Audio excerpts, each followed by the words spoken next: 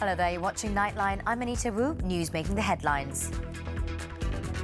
Indonesian minister says her country is not to blame for Malaysian haze.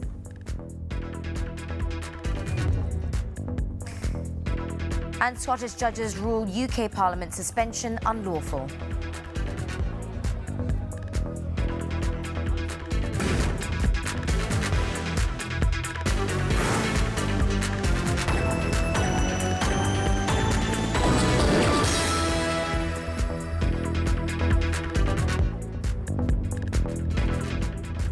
Our headlining story, a diplomatic row is brewing over the cause of the haze enveloping Malaysia.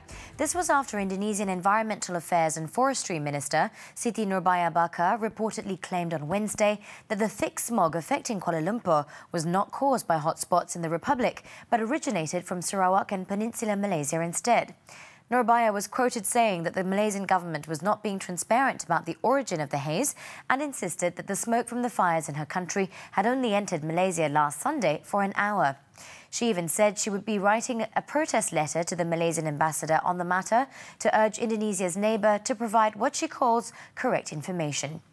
Nurbaya's claim came despite the ASEAN Specialised Meteorological Centre's, or ASMC's, tracking showing that the haze in Peninsular Malaysia primarily originated from Sumatra, while the haze in Sarawak originated from Kalimantan. However, ASMC has maintained that the source of the transboundary haze affecting Malaysia and several countries is likely to have originated from Indonesia. In a statement on their website, it said satellite images showed that forest fires in Sumatra and Riau had intensified in the last few days, leading to a build-up of moderate to dense haze. The Malaysian Meteorological Department, meanwhile, had also maintained that the haze in the country occurred after there was an increase in hotspots in Sumatra and Kalimantan, and the haze is expected to continue until the southwest monsoon period ends late this month or early next month. Malaysia had previously said it would send a diplomatic note to Indonesia to request immediate actions to put out the fires.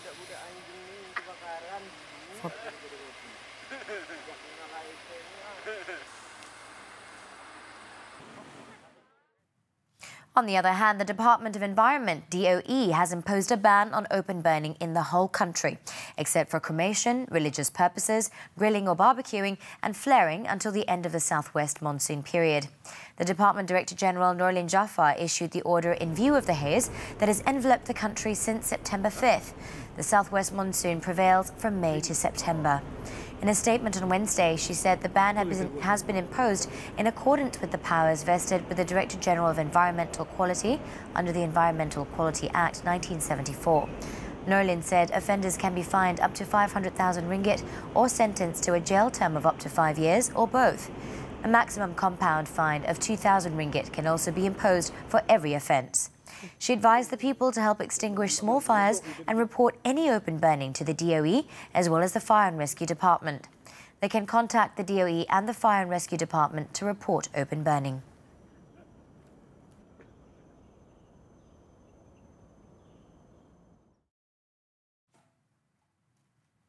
The haze from Indonesia continues to grip parts of Peninsular Malaysia, especially in the Klang Valley and southern Sarawak. As of 11 p.m, only one area recorded unhealthy readings in Sarawak, compared to the 15 areas in the peninsula. Satellite photos from the ASEAN Specialised Meteorological Centre, some of the smoke haze has been blown by the prevailing winds across the Straits of Malacca to affect Peninsular Malaysia. All areas in the Klang Valley, as well as some areas in Negeri Sembilan, Malacca, Pahang and Johor, recorded unhealthy API readings for most of the day. Over in Sarawak, some of the haze has also been blown to the adjacent South China Sea areas by the prevailing winds. So far, only Sri Aman recorded unhealthy readings, while other areas in Sarawak recorded moderate readings.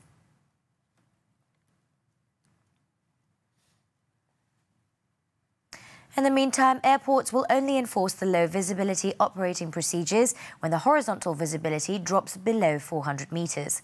Malaysia Airports Holdings Berhad MAHB said as at 2 p.m. today, the visibility is at 2,000 metres despite the current haze. It said the airport authorities may decide to suspend the airside operations on the advice of air traffic control if horizontal visibility drops below 400 metres. The Civil Aviation Authority had said that airports in Malaysia are equipped with more modern and sophisticated systems that facilitate aircraft landing in a haze.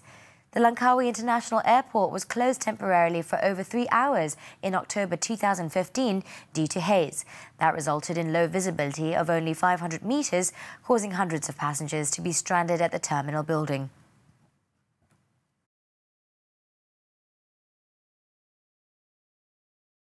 The Malaysian Commercial Banks Association, MCBA, warned that jobs will be eliminated or changed in nature as banks head further towards digitalisation and automation.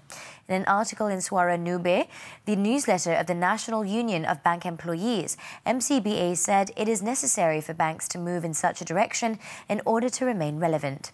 About 30,000 people are employed in the country's banking sector. According to the article, the major concern and challenge is for all employees to be on the same page, understand the challenges ahead, and the need to embrace change and create value for them to stay relevant. MCBA said while some jobs may be eliminated or changed, new jobs which require related or entirely different skill set may be created as well. It also said that a significant amount of budget has been allocated and expended to support efforts to create awareness of digitalisation amongst employees, and this includes continuous initiatives to reskill and upskill them. It also urged employees to take the initiative to seek opportunities to learn and to be prepared to adapt to changes. Last December, the Social Security Organisation, SOCSO, said the majority of people who had lost their jobs over the past year had held clerical positions or worked in factories or machine operations where automation is gradually taking hold. While the worst hit were those in the manufacturing and construction industries, SOCSO noted that even the banking industry was moving towards automation, where financial technology and online banking is being encouraged.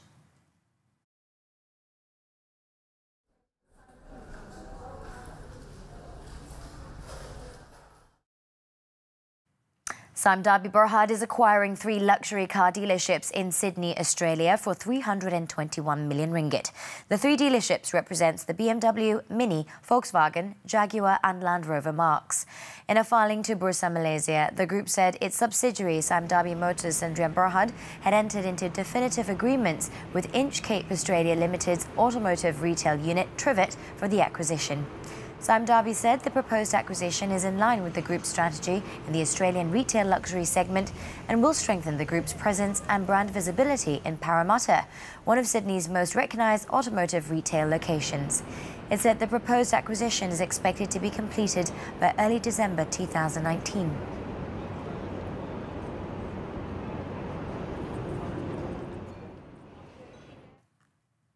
The Kuala Lumpur High Court on Wednesday adjourned Datuk Seri Najib Tun Razak's One Malaysia Development Berhad or 1MDB trial as the former Prime Minister was infected with conjunctivitis in both eyes. Justice Colin Lawrence Sakira allowed Datuk Seri Najib's lead counsel, Tan Sri Muhammad Shafi Abdullah's application to postpone the trial on medical grounds. Tan Sri Muhammad Shafi informed Justice Sakira at the start of today's proceedings about Datuk Seri Najib's condition and that he would only be able to see the doctor at 10:30 a.m. Tan Sri Muhammad Shafi said his client was infected in both eyes, which could have been due to the haze as he went for outing yesterday night. Justice Sakira stated that if Datuk Seri Najib obtained 1-day medical leave, the proceedings would resume tomorrow, and if medical leave is for 2 days, the hearing will resume on Tuesday. The prosecution team headed by Datuk Seri Gopal Sri Ram did not object to the defence's application. Meanwhile, Deputy Public Prosecutor Muhammad Mustafa P. Kunyalam later confirmed that proceedings would resume on Tuesday after Tan Sri Muhammad Shafi informed him that Datuk Seri Najib had been given 2 days medical leave. On August 14th, the trial was adjourned as Datuk Seri Najib had also contracted infectious conjunctivitis. Today, the defence team is scheduled to continue with the cross-examination of Datuk Seri Najib's former special officer, Dato' Amhari Effendi Nazaruddin, 43, who was the 8th prosecution witness. Datuk Seri Najib, 66, is facing 4 charges of abusing his position to corruptly obtain 2.3 billion ringgit of 1MDB funds and 21 counts of money laundering related to the money.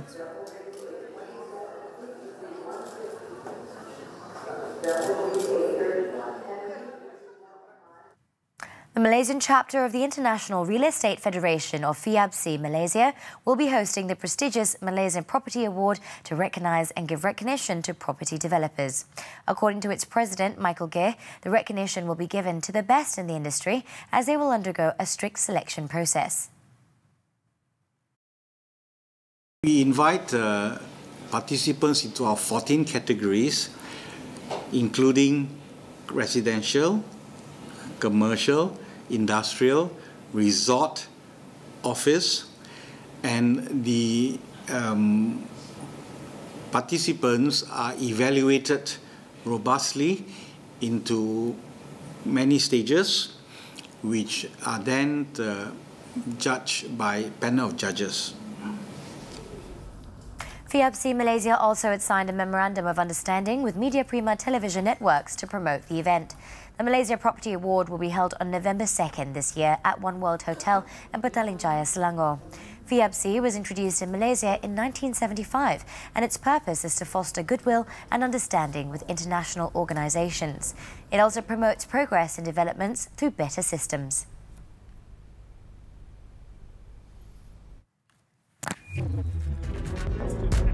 Coming up on Nightline, toddler dies after being physically and sexually abused by caretakers. The details next.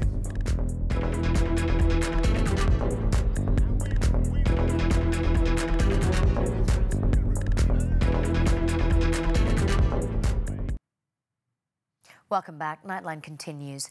In Malacca, a married couple has been remanded for 7 days at the Ayakuro Magistrates Court to facilitate investigation into the death of a 2-year-old girl believed to have been abused physically and sexually by the couple at a house in Kandang on Tuesday. It is understood that the victim was handed over to the couple by her aunt since 2 months ago. The remand order until September 17th was issued by the Court Assistant Registrar, Muhammad Anwar Ostadi, on Wednesday. According to sources, the unconscious toddler was rushed to the emergency room at the Malacca Hospital at 2 a.m. on Tuesday. Unfortunately, she died while receiving treatment. Inspections on her body showed scars on her head and thigh. Police had later detained the 45-year-old and 36-year-old on Tuesday night. The case is being investigated under the Sexual Offences Against Children Act.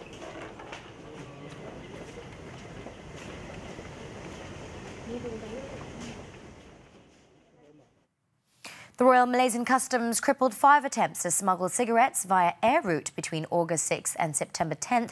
The seizure involved 8.84 million sticks of cigarettes of various brands, with an estimated seizure value, including duty, at 6.78 million ringgit. Customs Central Zone Assistant Director General Datuk Zulkarnain Muhammad Yusof said the seizure was made at the Free Commercial Zone at the Kuala Lumpur International Airport in Sepang. The cigarettes imported from Singapore and Laos were declared as spare parts and general cargo. The first raid on August 6th yielded 2.94 million sticks of white cigarettes, while another 2.6 million was seized between August 14th and September 3rd. On Tuesday, the department had seized another 3.3 million sticks. The similar modus operandi and places of origin led authorities to believe that it was the work of the same syndicate. However, the department is still investigating the link between the 5 cases and the parties involved.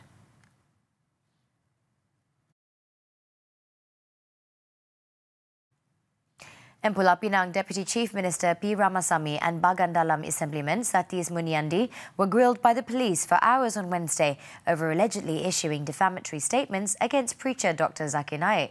According to police, they had their statements recorded separately, beginning with Ramasamy. Ramasamy, who was accompanied by lawyer Dato' N. Murali, was questioned from 9:20 a.m. to 1:15 p.m, while Satis, who was unrepresented, was quizzed from 9:40 a.m. to 12:30 p.m.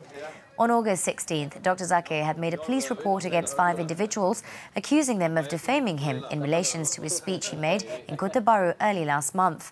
The 3 other individuals named in the report were Human Resources Minister M. Kulasegaran, Klang Assemblyman Charles Santiago, and former Malaysian Ambassador Dennis Ignatius.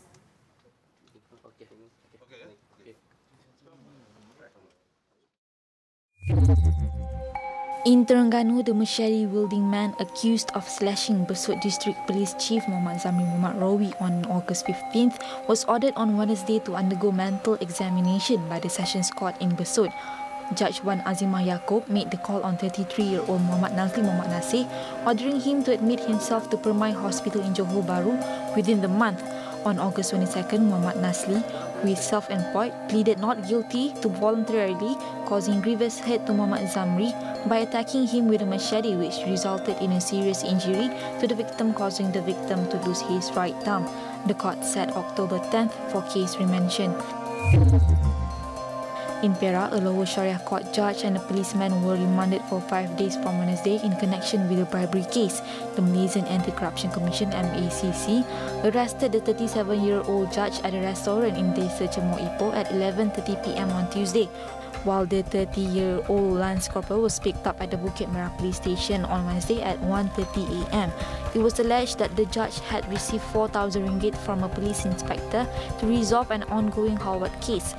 The Lance Corporal was alleged to have abetted the judge. The remand order was granted by the Ipoh Lower Court Assistant Registrar and Mageswari. The duo are being probed under the MACC Act for giving or accepting gratification by an agent and can be punished with a maximum jail term of 20 years or fined up to 10,000 ringgit if convicted. Several videos and photos have emerged on Facebook showing a fire Wednesday morning that destroyed the upper part of a building located beside Centrepoint Mall along Jalan Raja Hassan in Klang, Selangor. The blaze reportedly broke out at 10:22 a.m. on the roof area of the building, which had been modified into residential quarters. The fire was then put out at about 1:10 p.m. after firemen received a distress call. No one was injured in the incident and the cause of the blaze remains under investigation.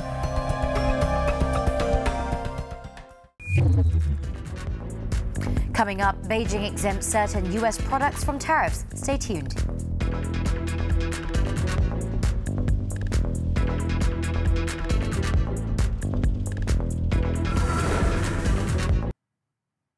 We move on to the foreign front. The British government said on Wednesday it would appeal a Scottish court ruling that Prime Minister Boris Johnson's decision to suspend Parliament was unlawful.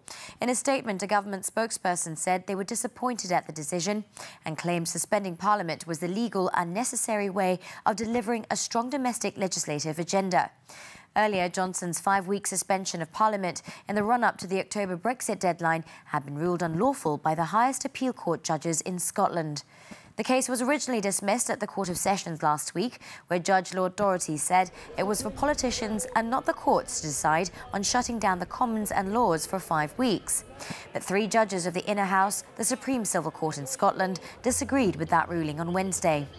In a summary handed down, it said the suspension was an egregious case of a clear failure to comply with generally accepted standards of behaviour of public authorities.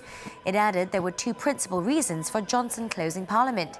First, to prevent or impede Parliament holding the executive to account and legislating with regard to Brexit, and second, to allow the executive to pursue a policy of a no-deal Brexit without further parliamentary interference.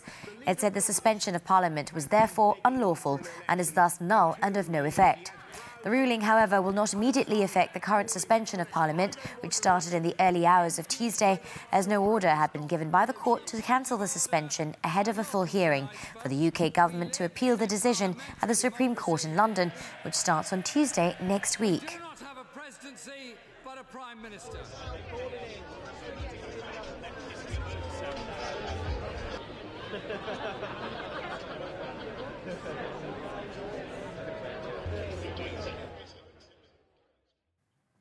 And in another development, China has announced a range of US goods to be exempted from 25% extra tariffs put in place last year as the government seeks to ease the impact from the trade war without lifting charges on major agricultural items such as soybeans.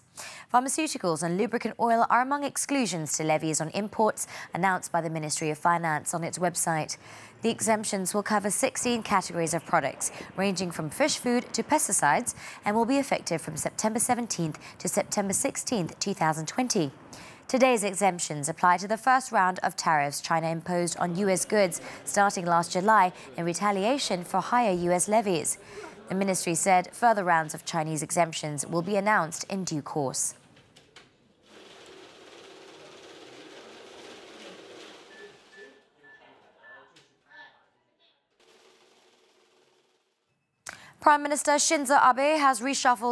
Japanese Prime Minister Shinzo Abe has reshuffled his cabinet on Wednesday in an effort to give a fresh image to his near 7-year-old government and achieve his long-cherished goal of amending Japan's constitution. Vowing to ensure stability and take on challenges, Abe retained key allies and heavyweights and brought in 13 new ministers, including Environment Minister Shinjiro Koizumi, a young and popular lawmaker widely regarded as a potential future leader. The appointment of the 38-year-old Koizumi in his ministerial post is seen as an attempt by Abe to boost public support for his cabinet. In a show of stability in the cabinet and the leadership of his ruling Liberal Democratic Party, Abe also retained old core members such as 78-year-old Finance Minister Taro Aso, 70-year-old Chief Cabinet Secretary Yoshihide Suga, and 80-year-old LDP Secretary General Toshihiro Nikkei, 80. The country, he said, needs the help of such heavyweights to tackle major issues such as constitutional reforms and possible downside risks to the economy following the October 1st increase in the consumption tax. Critics, however, said that despite the Prime Minister's call for promoting women's empowerment, the number of female cabinet members increased just by 1 to 2.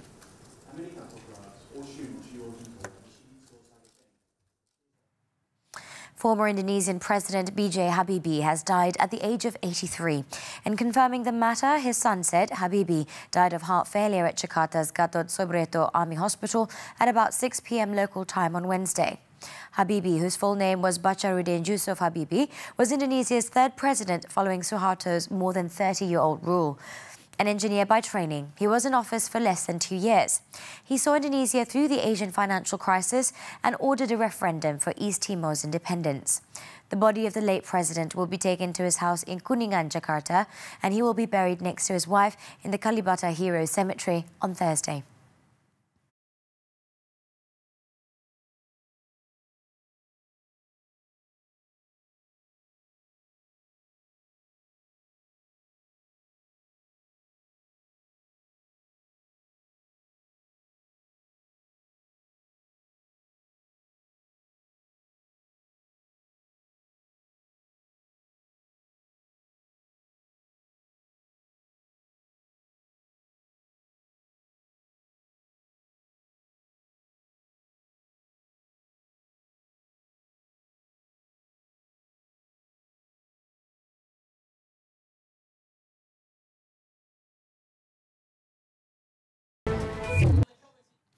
Over in Yemen, the city of Aden was hit by a severe sandstorm, causing a lack of visibility in the city's 8 districts. Visuals of the sandstorm blanketing the city wraps up Nightline this time around.